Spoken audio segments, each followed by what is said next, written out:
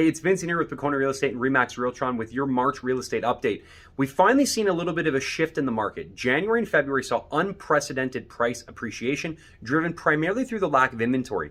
We've seen this has been a recurring theme for the last, let's say, 8 months, but we really saw it kind of crescendo in January and February.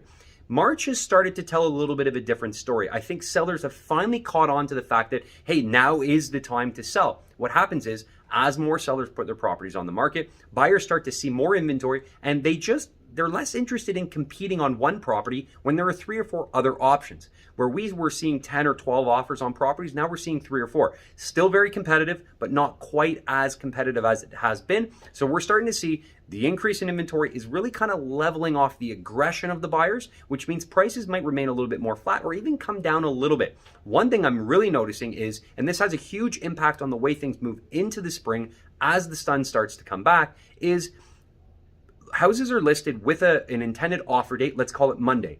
They underlist $999, they want to sell for 1.3, but they don't get the offer they're looking for. And on Tuesday, they relisted at 1.3. We're seeing a lot of price changes in the market. As a buyer, this gives a great indication there may be an opportunity. Perhaps the seller's already purchased, perhaps their expectations are a bit unreasonable, and there may be some room for more negotiation than you once thought. In January, where we saw buyers literally lining up and pushing each other out of the way to get a purchase completed, March, we're seeing a little bit more of an option where buyers can take a little bit more care and really pick the property they want. My advice to sellers is time your listing correctly. Don't cut corners, do the staging, do the property prep. Make sure that when there are 3 other houses in the neighborhood or even on your street for sale, your house stands out and looks as good as it possibly can. This is crucial as selling competition starts to ramp up. As a buyer, my advice is the opposite.